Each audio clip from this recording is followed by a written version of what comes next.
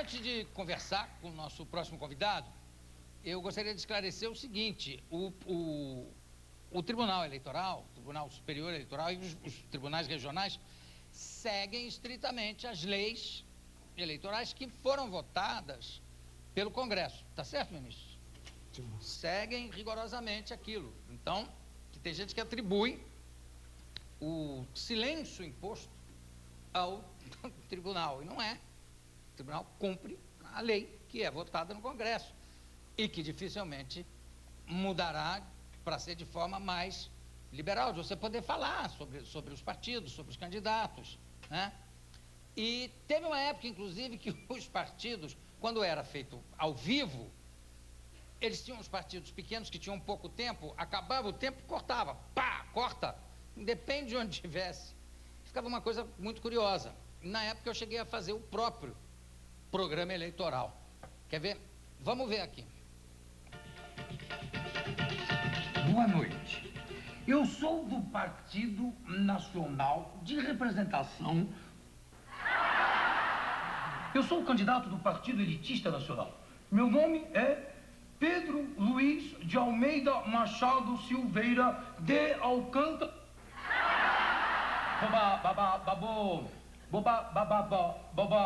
Boa noite.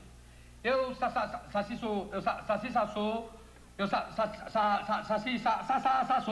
do papipapu, não, do partido. Meu nome é Luiz Machado e eu sou candidato pelo PP, Partido. Tenho como meta prioritária cuidar do ensino das crianças e também de dar alimentação para que nunca falte comida para elas e também cuidar da condução para que o Boa noite. Eu sou do PPT, Partido dos Pequenos Trabalhadores. O nosso tempo é curto, então vou logo para as metas do nosso partido. Nós temos 5 prioridades. Primeiro. Hein? Tá no ar?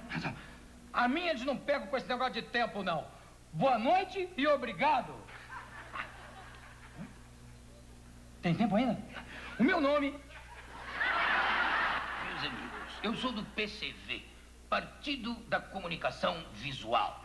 Faço questão de dizer que toda a nossa campanha será feita com essa sinceridade, olhando nos olhos de cada um dos nossos eleitores. Não faremos promessas que não poderemos cumprir. Quero que vocês olhem para mim da mesma forma que eu estou olhando para vocês, assim, diretamente nos olhos. Porque... Sim. E o meu nome?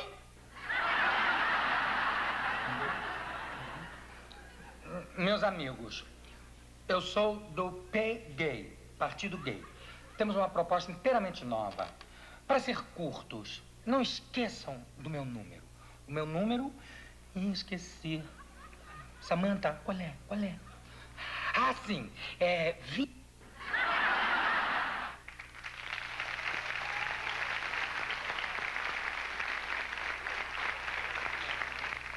Olha, parece exagero, mas não era, não. Tadinho estava no meio da fala, pá, e cortava. O horário eleitoral de hoje também a gente vê coisas incríveis. Eu vou conversar não sobre isso, não sobre os partidos, que realmente o ministro não tem nada a ver com isso, mas sobre as inovações que foram feitas esse ano nas urnas. E o Brasil tem lugares, como nos Estados Unidos, inclusive, tem lugares onde a eleição não é informatizada como é aqui no Brasil, que eu acho que hoje em dia é praticamente no Brasil todo. Eu vou conversar com o presidente do TSE, que é o Tribunal Superior Eleitoral, ministro Marco Aurélio Mello. Por favor, ministro.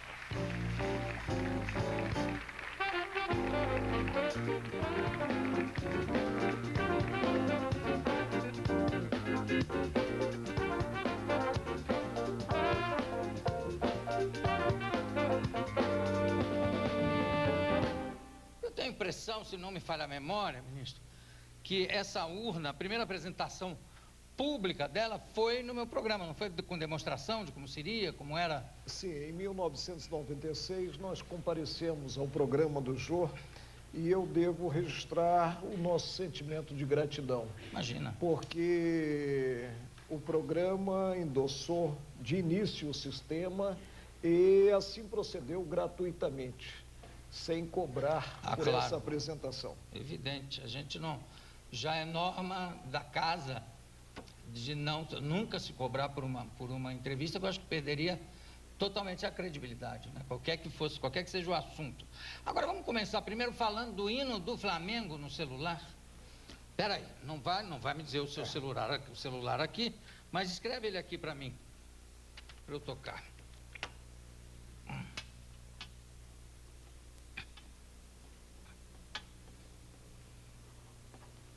Deixa eu ligar. Atenção. Tive a delicadeza de desligar o celular, né? Espera aí.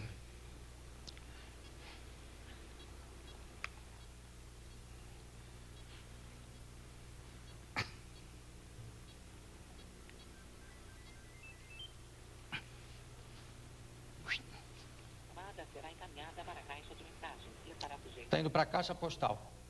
É a telefonia no Brasil.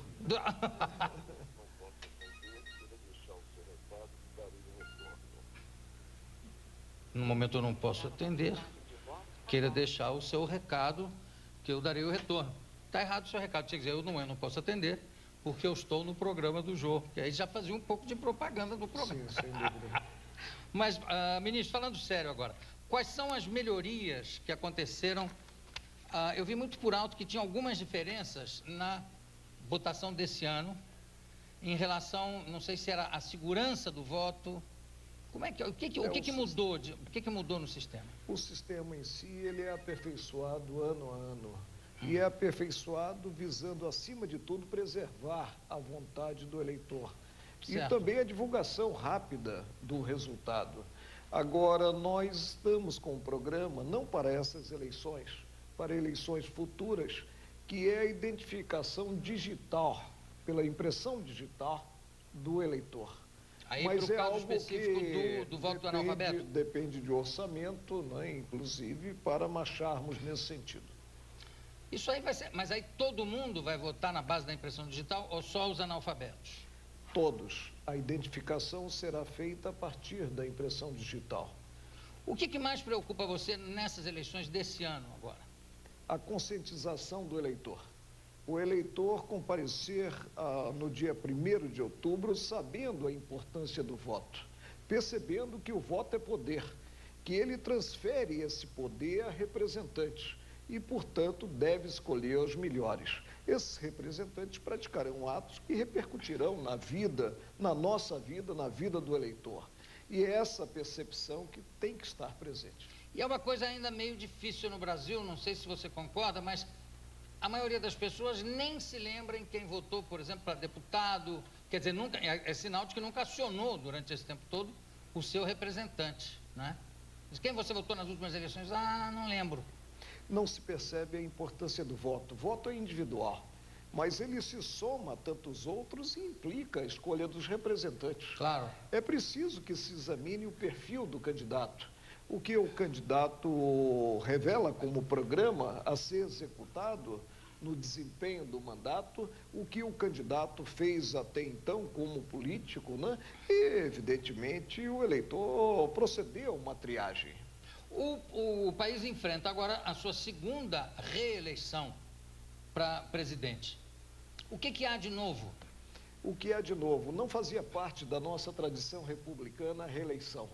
E aí nós temos que não se exige a desincompatibilização, que aquele que tente a recondução, a reeleição, deixe a cadeira para concorrer em igualdade de condições com os demais candidatos. E isso, por vezes, leva a uma confusão. O próprio presidente da República reconheceu que não conseguia distinguir quando atuava como presidente da República ou como candidato. Isso é péssimo em termos de democracia, em termos de equilíbrio que deve haver na disputa. Que fica natural, obviamente, fica desequilibrado, né, de certa forma. Sem dúvida, já há maior valia de quem está no exercício do mandato. E essa maior valia está no desempenho do mandato, no que fez até então. Quer dizer, os atos que ele exerce. Usar da máquina administrativa, usar do próprio poder, do poder considerados os meios de comunicação para lograr êxito, é um passo demasiadamente largo. Já houve multa nesse sentido? Já. Nós temos atuado com rigor nesse campo, né? E, por enquanto, apenas impusemos multas. Sim. Mas podemos ter, e já há uma representação em curso no Tribunal Superior Eleitoral, a representação considerado o abuso econômico, o uso da máquina administrativa. Mas o próprio presidente já foi multado em função disso? Já a última multa, inclusive, foi imposta uma só voz pelo colegiado, né? Certo. E no montante de R$900 mil. Olha, uma multa de substancial. E quem é que paga essa multa? É a pessoa física? É o partido? O dono não interessa? De início é o candidato, mas quase sempre o partido é que banca, efetua esse pagamento. Eu sei que você, aliás, ao contrário de muitos, você segue a norma de que juiz não fala, juiz julga, né? Ele fala através das suas sentenças. Mas mesmo assim eu vou abusar e perguntar o seguinte: você acredita que tem havido realmente o mensalão ou não? Onde há fumaça, há fogo, né? E não podemos ser ingênuos diante do que ocorreu, inclusive das renúncias havidas a mandatos. Sim. E devemos aguardar o desfecho do processo, da ação penal, que está em curso no Supremo, né? E chegar-se à conclusão sobre os culpados pelo mensalão. Ministro, como é que... É melhor você desligar agora, porque já é recado meu. Exatamente.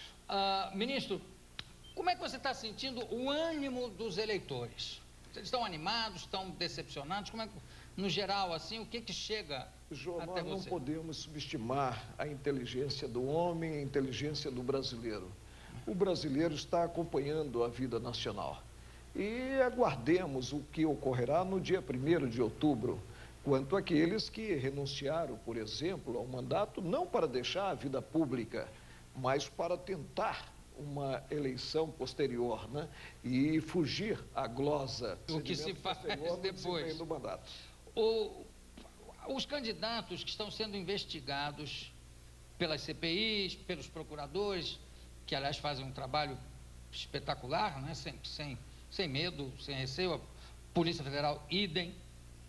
Esses candidatos, essas pessoas, eles podem se candidatar porque, mesmo que esteja um processo correndo, não se pode julgar a priori, não é isso? Sem dúvida. O que é que nós temos? Nós temos uma lei que encerra as causas de inelegibilidade. E aí, evidentemente, a atuação do judiciário é uma atuação vinculada. Ele não pode decidir fora daqueles limites legais. Claro. Isso foi ressaltado no início do programa por você mesmo, né? Mas o eleitor não. O eleitor tem um poder maior. Claro. Ele pode dizer não ao candidato que esteja envolvido em um processo. Claro. E deve fazê-lo. Por exemplo, os administradores públicos que tiveram as suas contas rejeitadas pelos tribunais de contas, eles mesmo assim podem concorrer? Por decisão irrecorrível já na área administrativa. Havia uma jurisprudência anterior que viabilizava a participação no certame, nas eleições, desde que a matéria estivesse sendo submetida ao judiciário.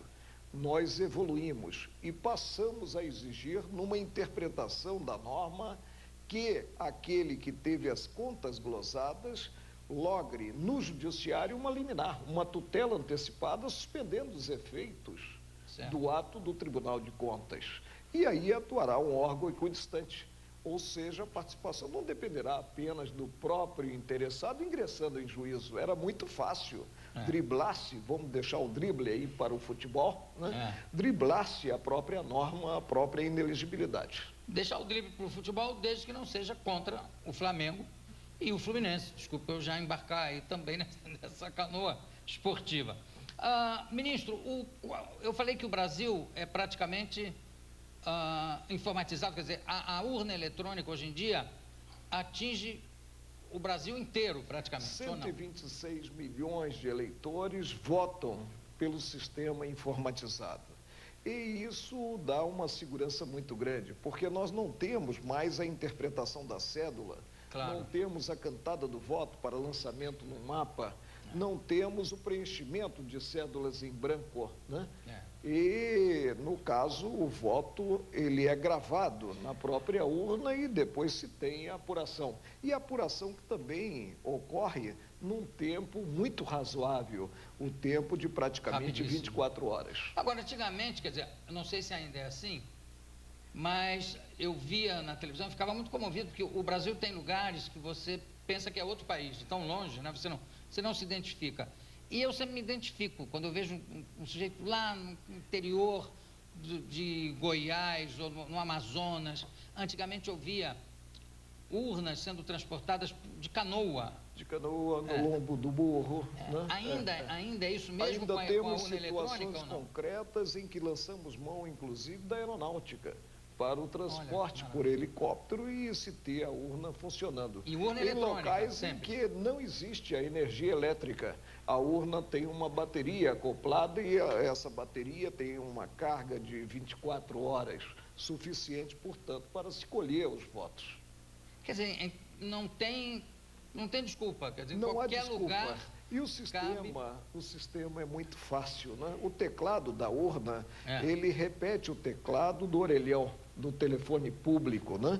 E mesmo a pessoa que não tem um domínio maior, a pessoa iletrada, consegue digitar o número de seu candidato. E é uma frustração muito grande quando a urna dá um defeito, né? E não é possível a substituição por outra urna e se tem o retorno ao sistema antigo. Isso ainda acontece?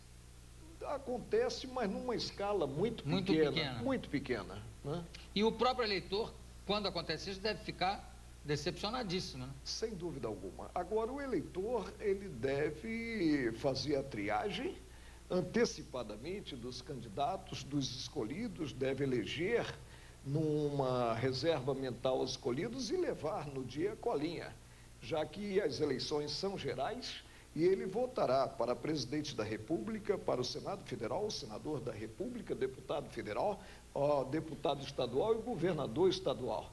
E os números são números assim um pouco maiores, porque tem o número da legenda, os 2 primeiros algarismos e os números seguintes dos candidatos, principalmente nas eleições proporcionais para as assembleias legislativas. Bom, mesmo uma pergunta agora de caráter bem técnico.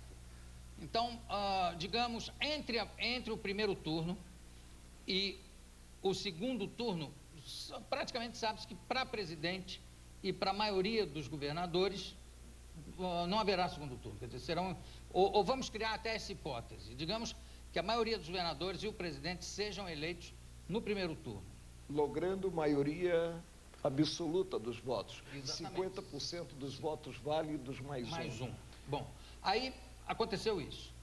Entre mais outros candidatos, outros candidatos a governador vão precisar do segundo turno, tá? Tudo no terreno da hipótese. Há um intervalo, se me parece, de 2 dias entre o final de uma coisa e o final do primeiro turno e o início do segundo turno. Da propaganda eleitoral para o segundo turno. Nesses 2 dias que estão aí no intervalo entre as duas coisas, fica liberado ficam liberados os comentários sobre o primeiro turno? Eu estou falando porque a lei é muito rígida. Sim, não há uma disciplina específica. Sim. Mas o objetivo da norma é justamente preservar o equilíbrio, a igualdade de chances para se lograr êxito, né? E aí, numa interpretação analógica, nós podemos concluir que não há campo para essa liberação maior, quanto aos comentários. Como sempre, esclarecedor, claro, tranquilo, tirando essa fixação no Flamengo, eu acho que Eu tenho Foi esse tudo mesmo problema que agora verifico aqui entre nós dois na própria casa. É mesmo? Sim, a minha mulher é fluminense, né? E filhos? Claro, os filhos são flamenguistas, né? Tá Puxaram o vendo? pai. Né? Puxaram o pai. O pai é que puxou os meninos para serem flamenguistas. Sem dúvida. Eu conversei com o ministro Marco Aurélio de Mello. Muito obrigado. Daqui a pouco a gente volta.